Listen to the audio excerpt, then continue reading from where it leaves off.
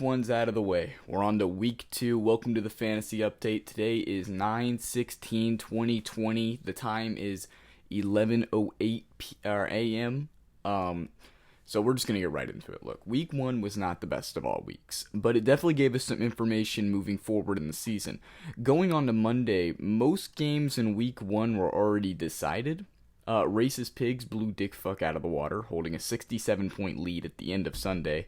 Dahi Gordon's week 1 went about the same. The Lakeland Booth scorched him and the league in the league with the second most points, holding a 28-point lead with Melvin Gordon left to play on Sunday. Dumbfuck would have needed Denver's defense to get him 29 points to beat Shitfuck. Spoiler alert, they didn't. That's the price you pay when Joe Mixon is on your starting lineup, Zach. Anyways, found themselves down by 14 at the end of Sunday, with Juju and Ingram left to play, but unfortunately Evan Ingram was only able to post about 3 points. Fortunately for though, Juju put up 25, leaving Commissioner IR 0-1. You know who else is 0-1? And finally, we get to our game of the week, Pappy versus Daddy, and boy did we get a close one early on. Going into Monday, Daddy held a 110-109 advantage, with Pap's QB and wide receiver, Rodgers and Hopkins, combining for 60 of his team's points. More than half came from 2 players. Going on to Monday, both teams had one player left to play. Only issue was Pap Smear had the Giants kicker, and Big Daddy had Derrick Henry, last year's rushing leader. The Paps are 0-1. As far as standings go, there's no real shockers. Pretty standard stuff with dumbass retarded piece of shit fuck at the bottom. I know what you're all thinking. Lakeland Booth at 1-0 is a shocker, but you know as well as I do that 1-0 will turn into 2-7 just as quickly as Cop Shoot All people, primarily those who differ from the Caucasian race, will fall out of playoff contention with a top 3 PF, but also a top 3 PA in the league. We're going to go to our in-house reporter, Larry O'Donnell. Larry.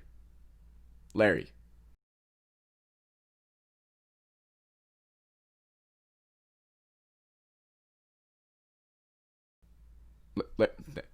it's nice to have you here. Good to be here. Look, Larry, week 1 out of the way.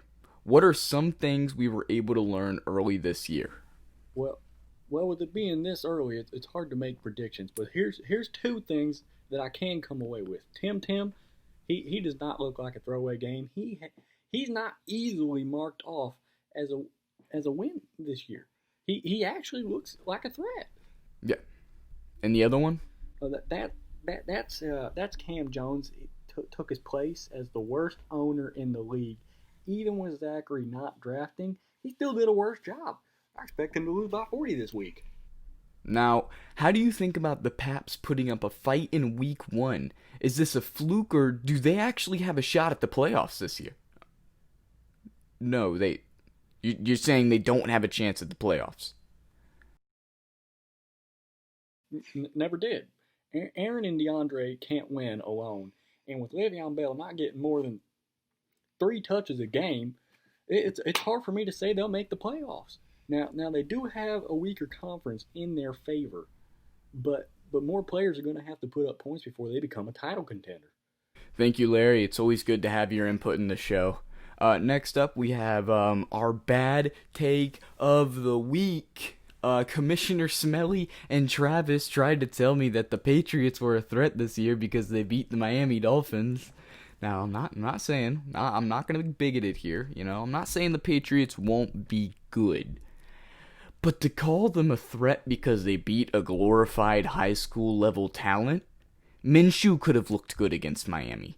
And he's in the debate for top 3 worst QBs in the league, so we're going to give that take a stamp of disapproval and move on to the predictions for this next week.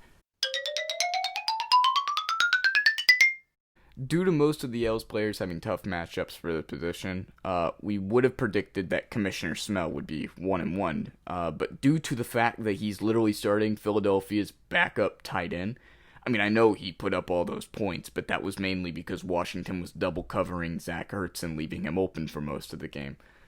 So I think it's safe to say that he's not going to play at that level again. And I'm going to have to say that our analysts are giving the Boof 53-47 odds. Cap Shoot anyone that's not white has the same issue, as Big Daddy's players have a cakewalk this week. Our analysts, are actually giving Large Father a 60-40 advantage due to matchups alone, which is crazy given that Caps Shoot all people, primarily those who are not of the Caucasian race. It's insane to me because they put up the most points in the league, and we are actually giving them a very low percentage for this game, I think. But hey, we don't question the analyst around here. The gay guys are up against Shit Cunt, who was able to pick up Malcolm Brown, even though I had picked him up last Thursday, but I had to wait an entire week on waivers before I was allowed to have him, and because of that, Timmy's faggot ass got him because Commissioner IR set the league up in favor of the losers. Sorry, I am sorry though. I'm a little pissed, but it's whatever. I just hope I don't get fined for saying all of that. Anyways, the Clemson Gayans still hold a 51-49 advantage. I would have put it at 50-50, but I just can't bet on Timmy's team to win unless he's playing literal scum, which he is. But he's not scum enough for me to bet on our league's original joke. Dot is also facing such scum as he has the opportunity to play dick fuck. Something the team owner Alex has repeatedly told the press he's thankful for, quoting him at, "It's nice to be in a division where my toughest matchup is a hockey fan." Dot holds a 68-32 advantage as our analysts have no faith in Mr. Jones' squadron. And finally, we get to Dumbfucks versus Paps. First, we are going to show you a picture of Dumbfuck's starting lineup. Did you have time to soak all that in? That deadly core of Mitch Trubisky, Joe Mixon, and David Johnson? Anyways, this will most likely be the worst game of the week as both teams are subpar at best. I'm predicting that Aaron Rodgers can beat Dumbfuck's squad on his own. Only issue is he'll have to, as we're going to show you the Pap starting lineup over here. Only other player worth noting is Hopkins and Fuller. Expect a low-scoring shit show with Paps coming up on top with the 52-48 advantage.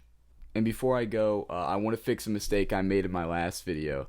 Dumbfuck was not last year's champion. He was actually last year's loser. With how little I cared, it was hard to tell the difference. But congratulations to Big Daddy. Nice job on not giving up like the rest of us. Anyways, Godspeed from the Cock and Ball Torture Organization, and good luck to everybody except for Commissioner Injury Prone, whose team is currently questionable to play this week.